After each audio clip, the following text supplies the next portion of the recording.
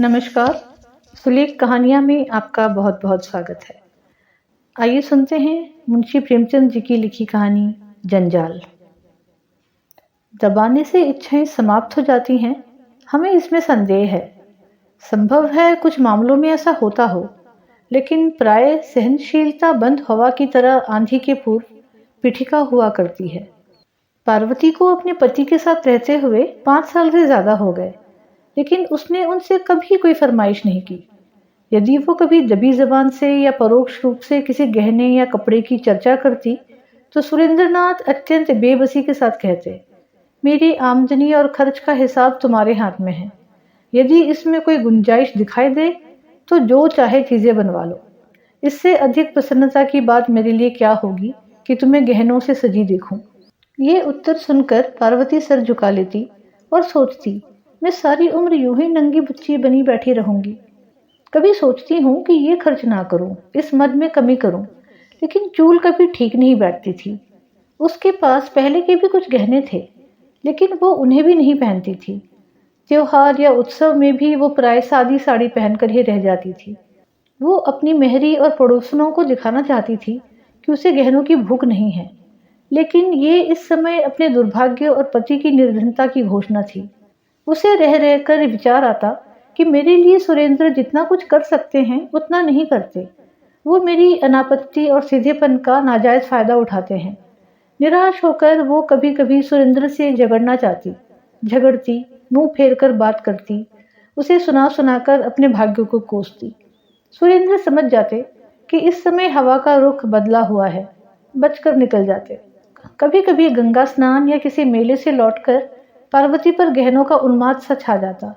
वो संकल्प करती कि एक बार मन के निकाल ही लूं, जो 200-400 रुपए बचे हुए हैं उनकी कोई चीज बनवा लूं। कल की चिंता में मैं कहाँ तक मरूं। लेकिन एक क्षण में उसका ये उन्माद उड़न छू हो जाता। यहाँ तक कि लगातार सहन करने के कारण उसकी सजने के शौक की इच्छाएं मरकर मन के एक कोने में पड़ी रहती थी। मगर आज 5 साल के बाद ये इच्छा जागृत हुई है।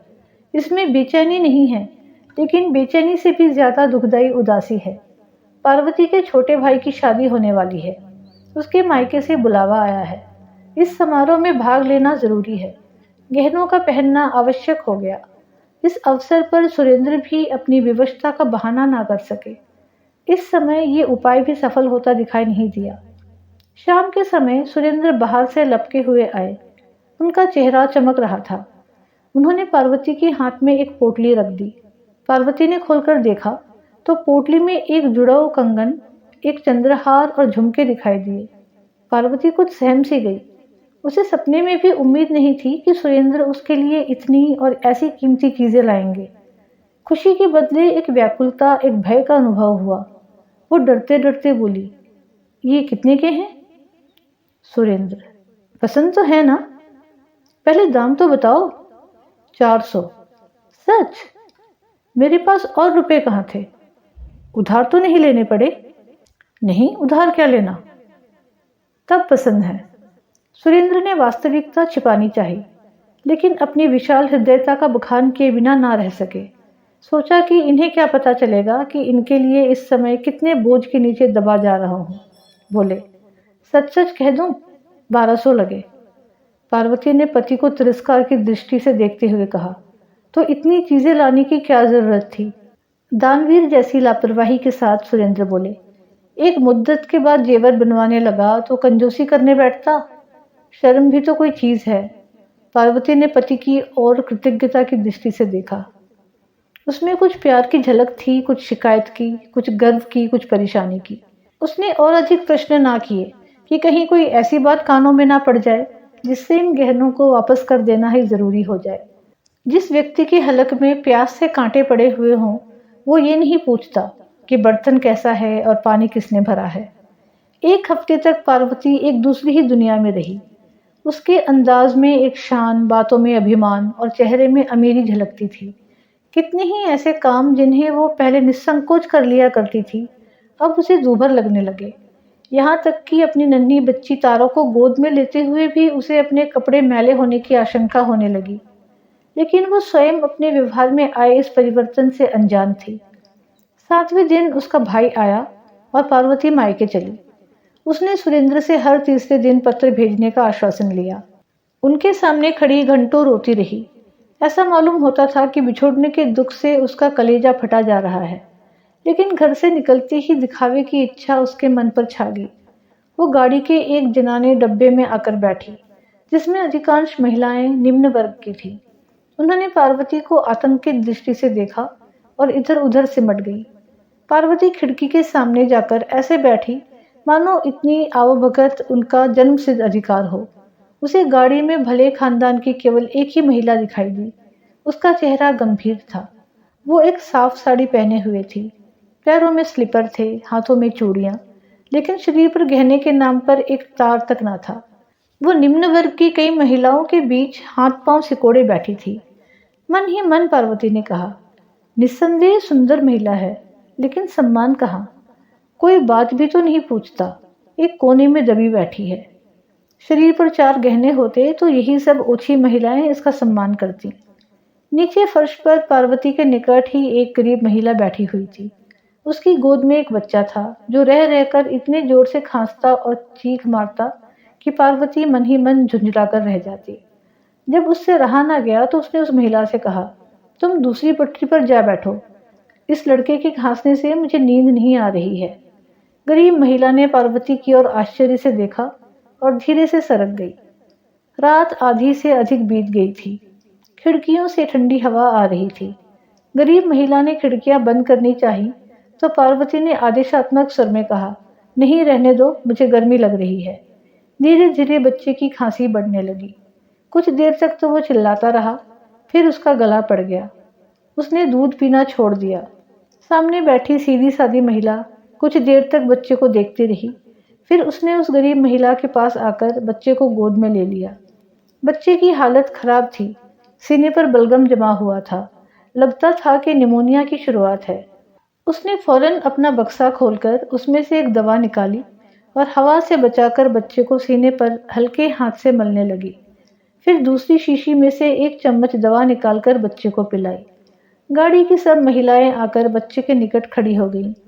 निरंतर 1 घंटा तेल मालिश करने के बाद उस भली महिला ने अपने बक्से से एक फलालैन का टुकड़ा निकालकर बच्चे के सीने पर बांध दिया। बच्चा सो गया।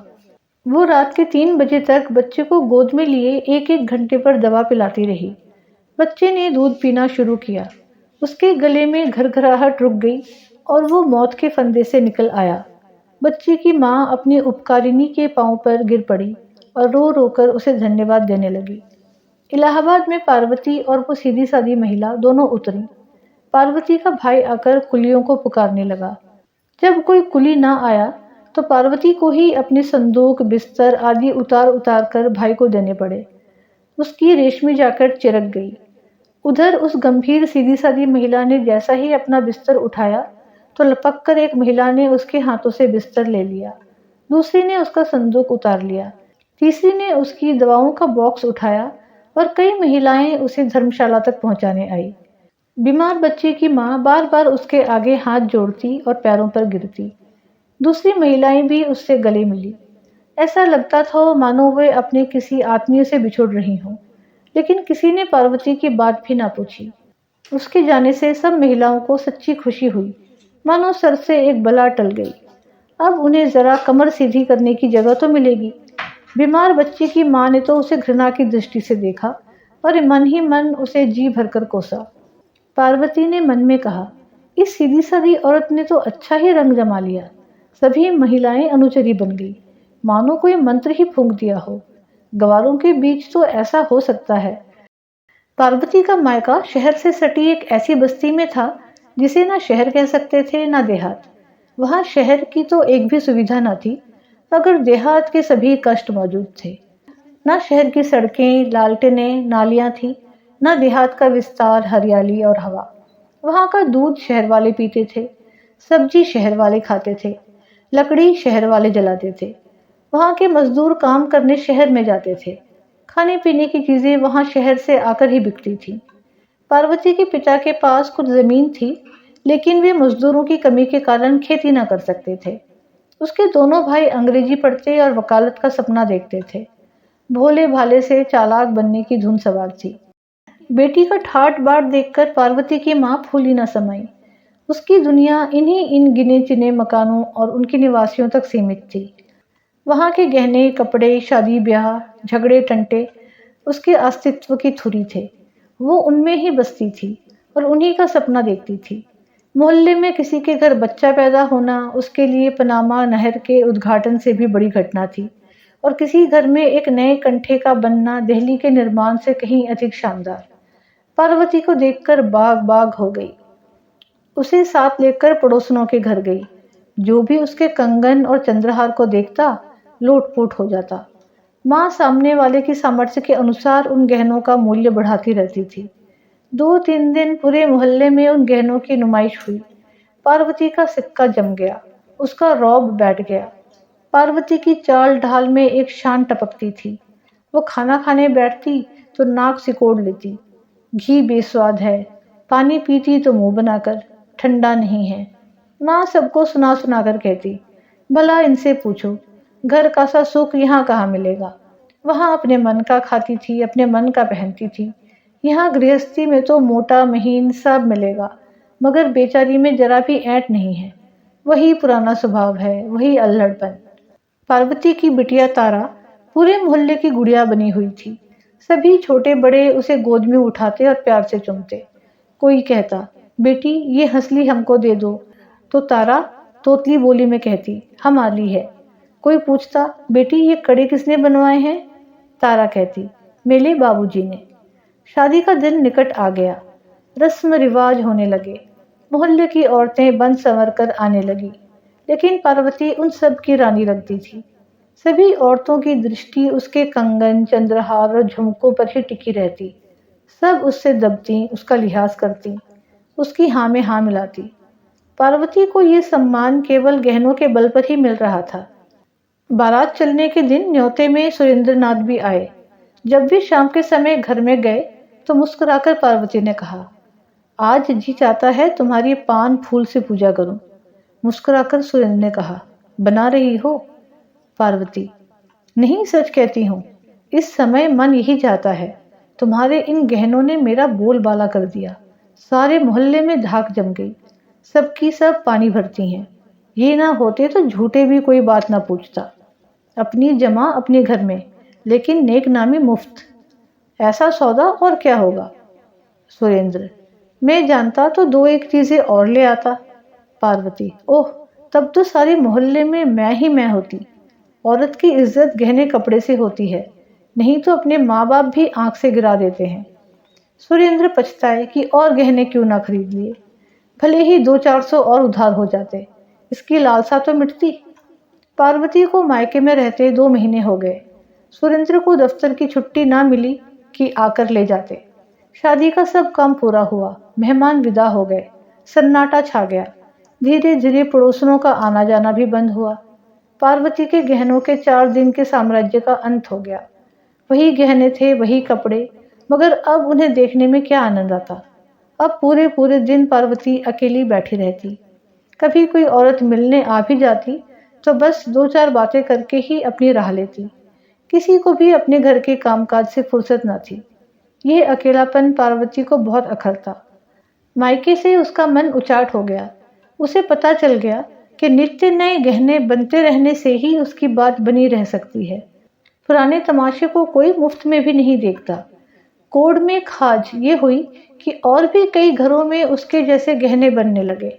यहाँ तक कि एक मनचले शौकीन बनिए ने, जिसे नमक के काम में बड़ा भारी लाभ हुआ था, कलकत्ते के बने हुए कंगन और हार मंगवाए, जिन्होंने पार्वती का रंग फीका कर दिया। रही सही बात भी जाती रही। रेत की दीवार भर भरा कर ढह गिरी। एक दिन पार्वती अकेली बैठी सुरेंद्र को पत्र लिख रही थी कि अब यहाँ जरा सा भी मन नहीं लगता। 2 दिन की छुट्टी मिले तो मुझे ले जाओ। इतने में उसकी बचपन की सहेली बागेश्वरी उससे मिलने आई। वो पार्वती के साथ खेली हुई थी। उसका ब्याह एक गरीब खानदान में हुआ था, लेकिन उसके पति ने रंगून जाकर खूब पैसा कमाया और 4-5 साल के बाद लौटा तो पत्नी के लिए एक मोतियों का हार लेता आया। बागेश्वरी आज ही मायके आई थी। पार्वती ने उसके मोतियों का हार देखा तो आंखें खुल गई। 2000 से कम का नहीं होगा। पार्वती ने उसकी प्रशंसा तो की, लेकिन उसका दिल बैठा जाता था, जैसे कोई ईर्ष्यालु कवि अपने नौसिखिए प्रतिद्वंदी की कला की प्रशंसा करने में कंजूसी करे। ये रोग पार्वती की आत्मा में घुन की तरह लग गया। उसने दूसरों के घर आना जाना छोड़ दिया, मन मारे अपने घर में ही बैठी रहती। उसे ऐसा लगता था कि अब औरतें, यहाँ तक कि उसकी माँ भी उसे तिरस्कार की दृष्टि से देख रही है। पहले गहनों की चर्चा में उसे एक विशेष आनंद मिलता था, अब वो भूलकर भी गहनों की चर्चा नहीं करती, मानो अब उसे इस संबंध में मुंह खोलने का भी मन ना हो। आखिरकार एक दिन उसने अपने सब गहने उतारकर बक्से में रख दिए और ठान लिया कि इन्हें खोलूंगी नहीं। उसे इन गहनों के खरीदने पर पछतावा होने लगा। दिखावे की चाह में जिंदगी के सुख चैन में बेकार खलल पड़ गया। वो बिना गहनों के ही अच्छी थी कि ये मुफ्त की उलझन तो नहीं थी। घर के रुपए गंवाकर ये सरदर्दी खरीदना बड़ा महंगा सौदा है। तीज के दिन पार्वती की माँ ने कहा, बेटी, आज मोहल्ले की सब औरतें स्नान करने जा रही हैं, तुम भी चलोगी? पार्वती ने उपेक्षा से कहा, नहीं, मैं नहीं जाऊंगी। माँ ने फिर कहा, चलती क्यों नहीं? बरस बरस का त्योहार है, सब अपने मन में क्या कहेंगी? पार्वती, जो चाहे कहें, मैं तो जाऊंगी नहीं। कुंवार के दिन थे, सुरेंद्र को अभी तक छुट्टी नहीं मिली थी। पार्वती ने जल भूनकर उन्हें कई चिट्ठियां लिखी थी, पर इधर 2 हफ्तों से पत्र लिखना बंद कर दिया था। उसे अपनी जिंदगी बोझ लगती थी। मोहल्ले में बुखार और चेचक का प्रकोप था। कोई किसी के घर आता जाता ना था। नाश्ते के बदले घरों में काढ़ा पकता था। अस्पताल में मेला सा लगा रहता था। वैद्य और हकीम पत्थर के देवता बने हुए थे। एक दिन पार्वती की माँ ने कहा, बेटी, आज शीतला देवी आ रही है, चलो उनसे मिल आए। पार्वती, शीतला देवी कौन है? माँ, ये तो नहीं जानती, मगर कभी कभी यहाँ आया करती हैं। औरत क्या है, देवी ही है। पार्वती, क्या करती है? माँ, यहाँ तो जब आती है बीमारों की दवा दारू करती है और किसी से एक पैसा भी नहीं लेती।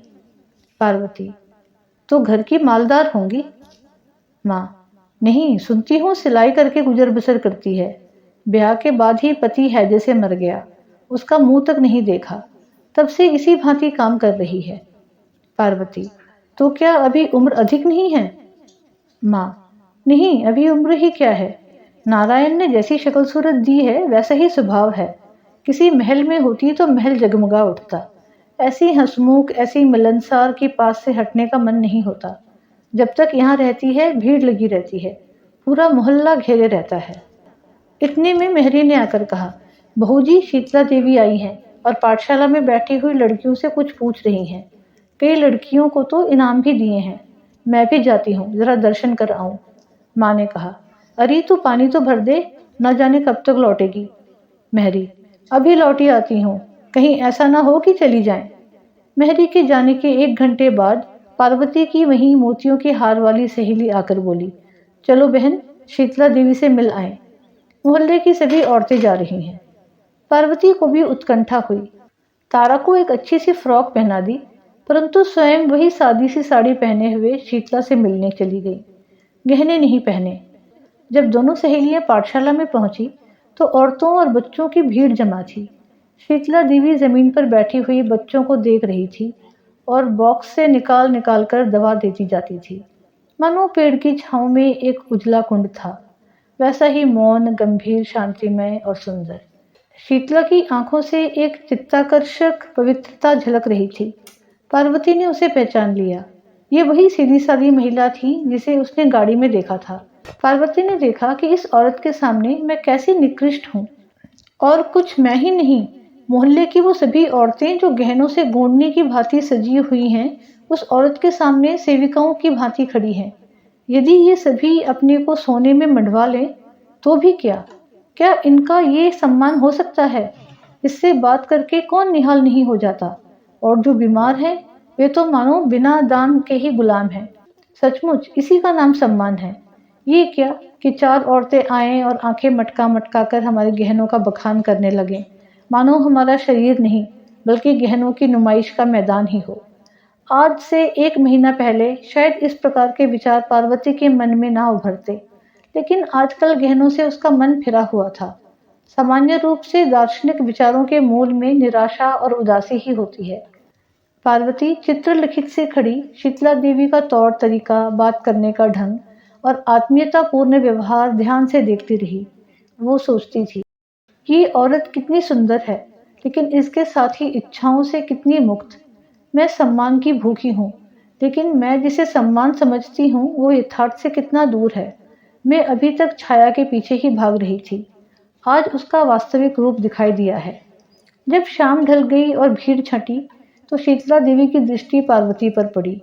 वो उसे तत्काल पहचान कर बोली, बहन, तुम्हें तो मैंने रेलगाड़ी में देखा था। पार्वती ने कहा, हाँ, उस दिन मैं यहाँ आ रही थी। शीतला देवी ने पार्वती को सर से पांव तक देखा और फिर उसकी सहेली बागेश्वरी की ओर प्रश्नवाचक दृष्टि से देखा। मुस्कुराकर बागेश्वरी ने कहा, कुछ दिनों से गहने नहीं पहनती। शीतला, क्यों, गहनों से नाराज है? बागेश्वरी, इनका मन ही जाने। पार्वती, आप भी तो नहीं पहनती। शीतला, मुझे मैसर ही कहा, मैं तो भिखारन हूँ, बहनों की सेवा करती हूँ और पुण्य के मार्ग में वे जो भी दे देती हैं उसी से अपना पेट पालती हूँ। पार्वती, मुझे भी अपने जैसी भिखारन बना दीजिए।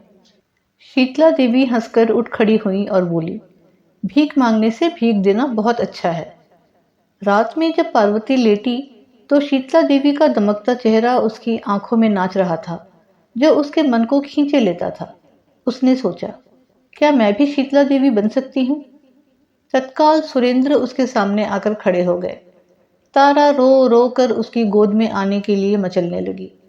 जीवन की इच्छाओं की एक बाढ़ ही उठ खड़ी होकर टक्कर मारने लगी।